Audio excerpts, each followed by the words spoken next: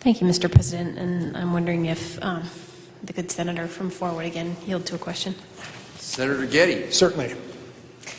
Thank you, good senator. And I was wondering if you could list all the ways in which this particular piece of legislation differs from the pay-for-performance plan that districts had participated in designing before.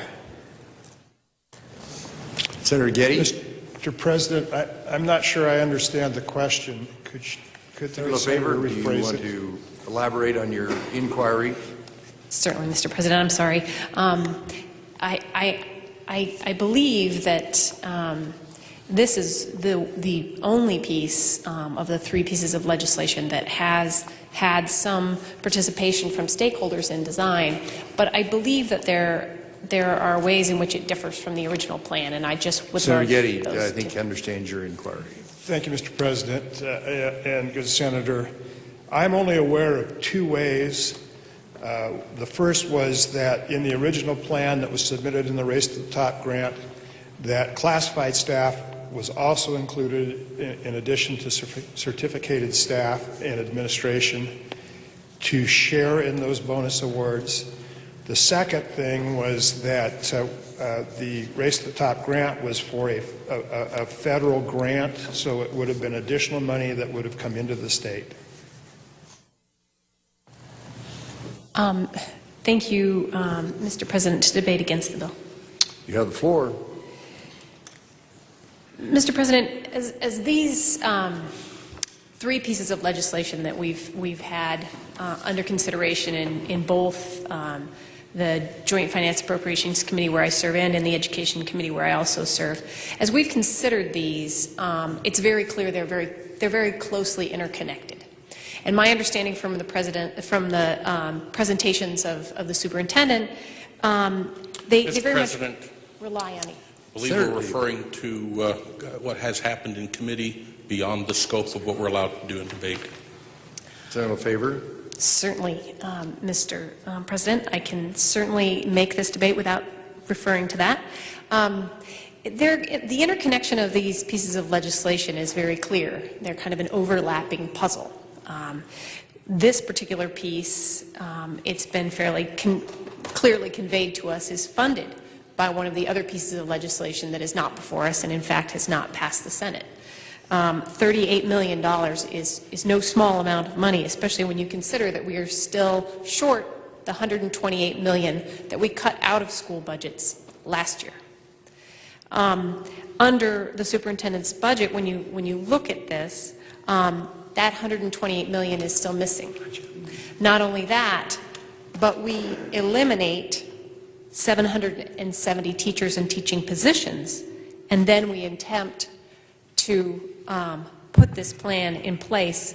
And should we try to do that without passing the other piece of legislation, we will be facing strapped districts with very little option for how they would fund this.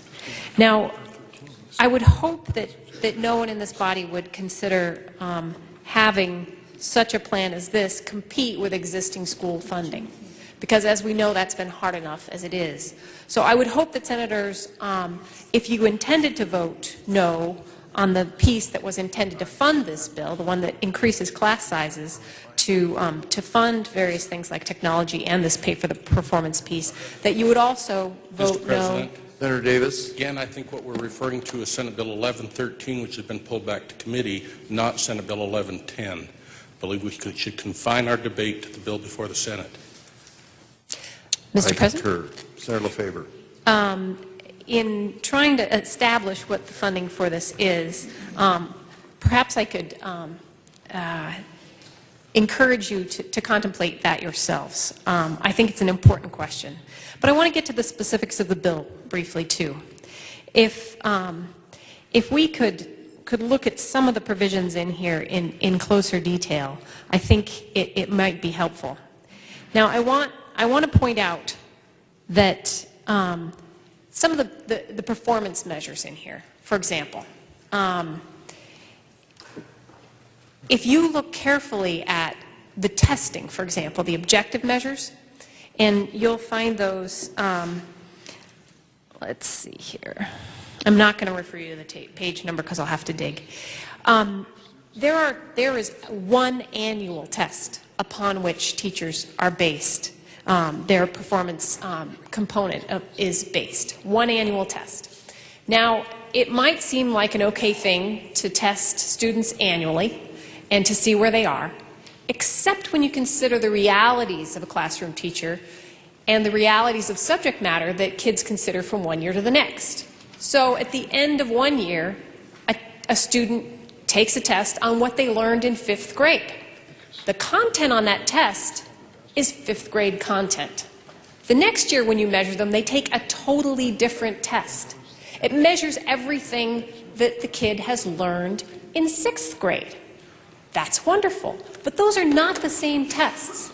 And let's remember that in different grade levels, we have very different subject matter. Some kids, if any of you have taught math, know that some kids are really good at geometry. They could do really well on that geometry test, that component of that performance measure that teacher is going to be awarded on. Now, the next year, they may do algebra. A lot of the kids who are really good at geometry are not so good at algebra.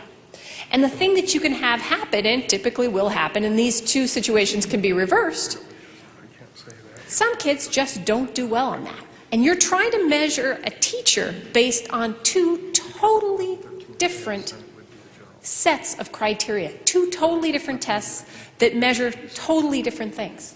Now, if you're trying to measure performance, one would think you would measure that set of students at the beginning of the year. Do they know this content from 5th grade? And if so, how well? And then at the end, how much did they improve in their understanding of 5th grade content? How much did they improve in their understanding of geometry? Instead, one year we test them on geometry and the content of 5th grade, and the next year we test them on algebra and the content of that grade. That's not a very accurate way to measure performance or improvement or growth. In fact, there are flaws in that are so deep that I think it should concern a lot of us. Now, beyond that, I want you to be aware that the way the shares are apportioned, a school can earn shares, and it either qualifies for bonuses for its teachers or it doesn't. So you may have an outstanding teacher in one school. Unfortunately, because that school may not have reached the bar of earning shares, that teacher will get no performance bonus based on that teacher's work. Unlike a teacher doing perhaps not even as good of work in a neighboring school that has qualified for shares and will award its teacher with those bonuses. These are just some of the flaws. We can go through this. I believe this bill is not ready, and it certainly is not funded. So I would encourage your no vote on this piece of legislation.